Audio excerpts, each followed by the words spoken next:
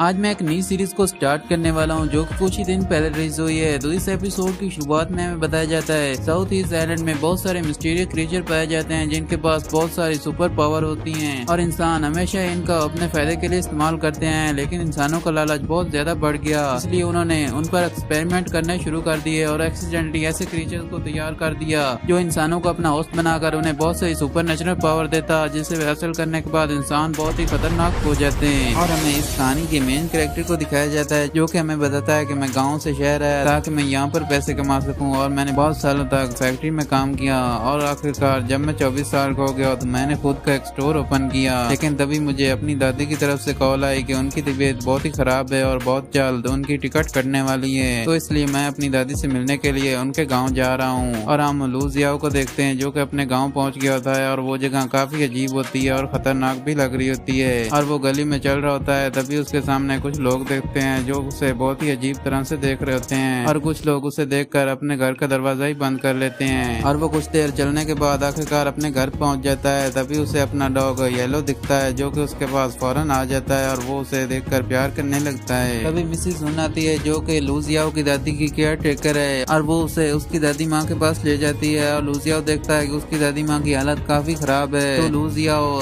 Mrs सुन का शुक्रिया अदा करता है उनके इतने सालों तक ख्याल रखने के लिए और मिसिस सुन भी इमोशनल होकर वहाँ से चली जाती हैं ताकि वो दोनों अकेले में टाइम स्पेंड कर सकें। और लू जियाओ को याद आ रहा होता है जब वो बचपन में कहानियां पढ़ रहा था तो उसकी दादी ने उससे पूछा था कि तुम बड़े होकर क्या बनना चाहते हो। तो वो उन्हें बताता है कि मैं बड़ा होकर बहुत सारे पैसे कमाने के लिए शहर जाऊंगा ताकि मैं पैसे कमाकर अपनी जरूरत की चीजों को हासिल कर सकूं। और ये सुनकर उसकी दादी माँ हंसने लगती हैं और सीन शिफ्ट होता है। 3 मास्क पहने हुए मिस्टीरियस लोग उसके घर की तरफ आ रहे होते हैं और येलो को कोई आवाज सुनाई देती है, इसलिए वो बाहर चला जाता है और वो तीनों लोग बात कर रहे होते हैं। गू मास्टर बहुत ही ज्यादा ताकतवर हैं, इसलिए हमें और भी लोगों की मदद की जरूरत होगी। तो उनमें से एक कहता है गू मास्टर की हालत काफी खराब है, इसलिए हमें खुद पर यकीन रखना चाहिए, हम उसे आसानी से खत्म कर देंगे। और येलो बाहर जाकर भौंकना शुरू कर देता है और वो मिस्टीरियस लोग येलो पर हमला करते हैं। और जब लूजिया दरवाजा खोलता है येलो अंदर गिर जाता है और उसकी हालत काफी खराब होती है और ये देखकर लूजिया को भी बहुत ही ज्यादा गुस्सा आ जाता है। तो वो बाहर चला जाता है और वो मिस्टीरियस लोग अपनी पावर का इस्तेमाल करके वहाँ पर एक स्कॉर्पियन समन कर लेते हैं जो कि लू जियाओ पर हमला करना शुरू कर देता है। और लू जियाओ भी उससे लड़ने की कोशिश कर रहा होता है लेकिन वो स्कॉर्पियन लगातार लू जियाओ की हालत खराब किए जा रहा होता है। तभी येलो दोबारा उठकर उस स्कॉर्पियन के डंक पर हमला कर देता है और वो स्कॉर्पियन येलो को दूर फेंक देता है और लू जियाओ पर हमला करने लगता है। लू जियाओ बड़ी मुश्किल से बच रहा होता है लेकिन वो स्कॉर्पियन उसे पकड़कर उसकी बहुत सारी हड्डियां तोड़ देता है। तभी लू जियाओ की दादी अपनी पावर का इस्तेमाल करने लगती है जिससे स्कॉर्पियन और दोनों लोगों को बहुत ही ज्यादा तकलीफ हो रही होती है और बहुत जल्द वो स्कॉर्पियन खत्म हो जाता है और लू जियाओ की दादी उसे ठीक कर देती है। तो लू जियाओ फौरन अपनी दादी के पास चला जाता है और वो तीनों लोग लू जियाओ की दादी से कहते हैं कि तुम्हारा टाइम अब खत्म हो चुका है, इसलिए तुम्हें गोल्डन ड्रैगन को हमारे हवाले कर देना चाहिए। लू जियाओ की दादी लू जियाओ से कहती है कि ये लोग बिल्कुल सही कह रहे हैं, मैं बहुत जल्द मरने वाली हूँ और मैं जानती हूँ कि तुम्हारे पास मुझसे पूछने के लिए बहुत सारे सवाल होंगे, लेकिन मैं तुम्हें कुछ जरूरी बताना चाहती हूँ। मैं गू मास्टर हूँ और ये लोग जो बाहर मौजूद हैं ये केवल कल्टीवेशन ग्रोव से बिलोंग करते हैं जो कि खुद को लिंगियान सेक्ट कहता है और ये यहाँ पर आए हैं ताकि मेरे मरने के बाद मेरे गोल्डन ड्रैगन को हासिल कर सकें। और वो तीनों लोग कह रहे होते हैं कि नोलन अब मरने वाली है, इसलिए वो अपने गोल्डन ड्रैगन को किसी और को देने की कोशिश करेगी, इसलिए हमें जल्दी करना होगा।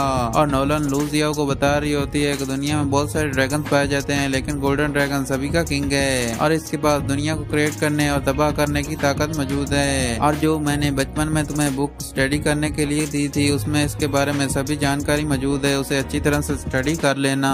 और लू जियाओ नोलन से कहता है लेकिन अभी भी मुझे आपकी किसी बात की समझ बिल्कुल भी नहीं आ रही। वो अपने गोल्डन ड्रैगन स्टोन को बाहर निकाल लेती हैं और वो तीनों लोग अंदर आने की कोशिश करते हैं तो वो अपनी पावर से उन्हें बाहर फेंक देती है और लू जियाओ से कहती है अगर तुमने इसे नहीं लिया तो तुम कुत्ते की मौत मरोगे। और वो अपनी पावर का इस्तेमाल करते हुए उस गोल्डन ड्रैगन स्टोन को लू जियाओ की बॉडी के अंदर डाल देती है और वो तीनों लोग सैक्रिफाइस फॉर्मेशन का इस्तेमाल करने लगते हैं। और लू जियाओ अब भी ड्रैगन की पावर को संभालने की कोशिश कर रहा होता है। तो लू जियाओ की दादी कहती है कि मैंने चाहा था कि तुम एक सिंपल नॉर्मल लाइफ जियो, लेकिन ये तुम्हारी किस्मत है क्योंकि मैं किसी पर भी यकीन नहीं कर सकती। और वो तीनों लोगों को खत्म करने के लिए अपने मैजिक का इस्तेमाल करती है जो कि एक बहुत बड़ी रोशनी आसमान में जाकर एक बहुत बड़ा ड्रैगन बन जाती है। और वो तीनों लोग भी अपनी पूरी पावर का इस्तेमाल करते हैं जो एक बहुत ही बड़ा ब्लैक ड्रैगन बन जाता है। और वो दोनों ड्रैगन आसमान में जाकर टकरा जाते हैं लेकिन वो ब्लैक ड्रैगन बहुत ही आसानी से खत्म हो जाता है। तो नोलन का ड्रैगन नीचे आकर उन तीनों लोगों को जलाकर खत्म कर देता है और पूरी पावर इस्तेमाल करने की वजह से नोलन की भी जान निकल जाती है। और ये देखकर लूसिया बहुत ही सैड हो जाता है और उसे याद आ रहा होता है कि वो अपनी दादी को ये बोल कर गया था कि वो बहुत सारे पैसे कमाने के लिए जा रहा है, जिसके बाद वो शहर में एक बहुत बड़ा घर लेंगे।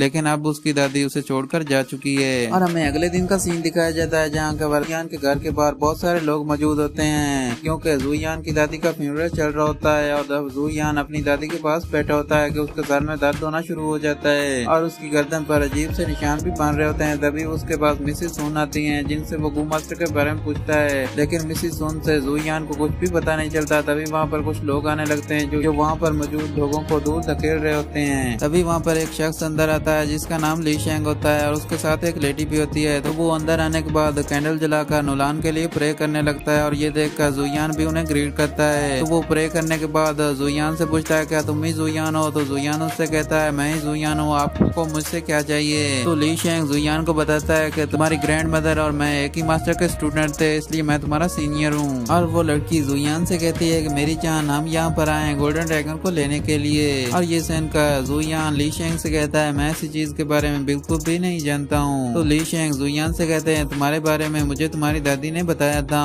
मैं यहाँ पर तुम्हारी मदद करने के लिए ही आया हूँ। अगर तुम मुझे गोल्डन ड्रैगन दे दो तो तुम बहुत ही अच्छी और पीसफुल लाइफ को जी पाओगे, क्योंकि जो कल रात को लोग आए थे उनके अलावा भी बहुत सारे ऐसे लोग हैं जो गोल्डन ड्रैगन को हासिल करना चाहते हैं। ये सुनकर ज़ुयान को बहुत ही ज्यादा गुस्सा आ जाता है और वो उनसे कहता है मैंने पहले भी आपसे कहा मैं ऐसी चीज के बारे में बिल्कुल भी नहीं जानता। और ली शेंग ज़ुयान से कहता है कि अब जो मैं करने वाला हूँ वो सब तुम्हारी ही गलती है। और वो अपने लोगों को अंदर बुलाने लगता है तो ज़ुयान उन्हें रोकने की कोशिश करता है और ली शेंग ज़ुयान को गले से पकड़ लेता है और उसकी कुटाई करने के बाद उसे घर के बाहर फेंक देता है। और उसके लोग घर के अंदर आकर सभी चीजों को तोड़कर अच्छी तरह से चेक कर लेते हैं और ली शेंग को बताते हैं कि उन्हें घर के अंदर गोल्डन ड्रैगन कहीं पर भी नहीं मिला। तो वो लड़की कहती है हो सकता है कि वो अब भी नोलन की बॉडी के अंदर ही हो। तो वो कॉफिन को ओपन कर देती है और ये देखकर ज़ुयान को बहुत ही ज्यादा गुस्सा आता है और उसकी पावर एक्टिवेट हो जाती है। और ज़ुयान अपनी स्पीड का इस्तेमाल करते हुए उस लड़की को जोरदार हिट करता है और ये देखकर ली शेंग भी अपनी पावर को एक्टिवेट कर लेता है और ज़ुयान पर हमला करता है, लेकिन ज़ुयान उसके हमले को आसानी से रोक लेता है। तो वो ज़ुयान को पकड़कर बाहर फेंक देता है और वो अपनी बीज का इस्तेमाल करते हुए ज़ुयान पर हमला करता है, जिसकी वजह से ज़ुयान के अंदर से बहुत बड़े क्रिस्टल बाहर निकल आते हैं और ज़ुयान की पावर काम करना बंद कर देती है। तो ली शेंग कहता है मुझे तो यकीन नहीं होता तुम्हारे जैसे बेवकूफ को नोलन ने गोल्डन ड्रैगन दे दिया।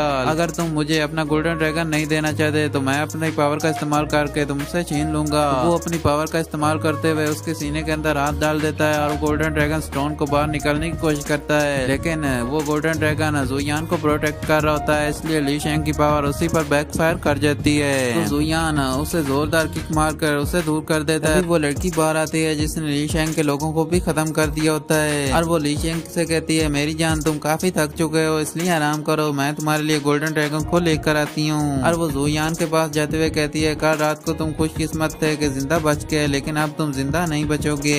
और वो ज़ुयान पर एक बहुत ही खतरनाक अटैक कर देती है जिससे ज़ुयान पीछे जा गिरता है और वो अपने फैन को भी बाहर निकाल लेती है। और वो लड़की ज़ुयान को जान से मारने वाली होती है, तभी वहाँ पर एक लड़की आकर ज़ुयान को बचा लेती है और उस लड़की का नाम होंग फी होता है। तो वो लड़की होंग फी से पूछती है आखिर तुम कौन हो? तो वो बताती है कि तुम इस लायक नहीं हो कि मैं तुम्हें बताऊं कि मैं कौन हूँ। तभी वहाँ पर ज़ुयान के अंकल आते हैं जिन्हें देखकर ज़ुयान बहुत ही खुश हो जाता है और ज़ुयान के अंकल कह रहे होते हैं अक्सर दो लोगों की फाइट में तीसरे का फायदा होता है। और वो लड़की वहाँ से भागने की कोशिश करती है, लेकिन होंग फी उसे देख लेती है और वो उस पर हमला करना शुरू कर देती है और होंग फी उस लड़की पर बुरी तरह से भारी पड़ रही होती है और बुरी तरह उसकी कुटाई की जा रही होती है। और ज़ुयान अपने अंकल से पूछता है आखिर ये लड़की कौन है? तो ज़ुयान के अंकल बताते हैं कि ये होंग फैमिली की यंग लेडी है और वो दोनों फाइट कर रही होती हैं कि वो लड़की अपना फैन उठाकर वहाँ पर स्मोक फैला देती है और उसका फायदा उठाते हुए वहाँ से भागने वाली होती है, लेकिन होंग फी अपने डैगर का इस्तेमाल करते हुए उसकी पीठ पर हमला कर देती है जिससे वो अपने असली रूप में आकर नीचे गिर जाती है। और वो भी लिंगियान सेक्ट की एक मेंबर होती है और ये देखकर ली शेंग बहुत ही शौक हो जाते हैं। और ज़ुयान के अंकल ली शेंग से कहते हैं सच में तुम तो बहुत बड़े बेवकूफ हो, यहाँ तक कि तुम एक विलेज लीडर हो फिर भी नहीं जानते कि तुम्हारे लोगों के दरमियान लिंगियान सेक्ट के लोग भी मौजूद हैं। और वो मास्क वाला शख्स जो कि पहले लड़की बना हुआ था वो भी होश में आ जाता है और वो सभी लोगों से कहता है नोलन अब मर चुकी है, तुम में से कोई भी हमारे अगेंस्ट फाइट नहीं कर सकता,